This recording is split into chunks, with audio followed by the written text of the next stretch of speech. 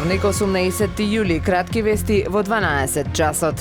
Резултатите од спроведената анализа на водата во Охридското езеро во периодот јануари-јуни годинава истата ја класифицираат како одлична, но и понатаму перзистираат објектите од последните години наназад кои не се вклучени во колекторскиот систем, а представуваат потенцијални загадувачи, покажува најновиот извештај на Институтот за јавно здравје за квалитетот и здравствената безбедност на површинските води. Додаваат дека е присутно испуштање на санитарни и фекални води во речните корита од сливот на езерото, но ова загадување не предизвикува големи промени во класата на водата. По однос на резултатите од овие анализи, градоначалникот на Охрид Кирил Пецаков рече дека најголемиот дел од крајбрежјето што е под територија на општина Охрид е покриен со колекторскиот систем и функционира, освен на неколку точки каде езерото не е покриено. Охрид од утре до 23 јули ќе биде домаќин на 6-тото издание на Бич Филм Фестивал, ќе се одржи на 4 локации: плажата Славија, бродот Армада, плажата Сараиште и Младински центар Охрид. Организаторите најавија дека покрај филмските проекции на 8 долгометражни, 16 краткометражни, 9 студентски, 5 француски и 4 специјални проекции,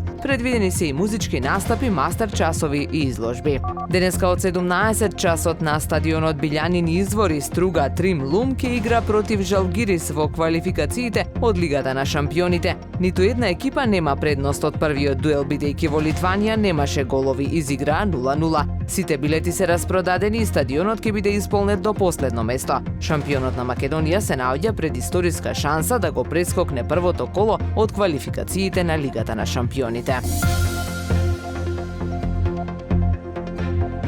Времето денес сончево и многу топло со мала до умерена локална облачност. Дува слаб до умерен северен ветер. УВ индексот е 10. Максималната температура во Охрид до 34 степени. Повеќе информации на ohridpress.com.mk.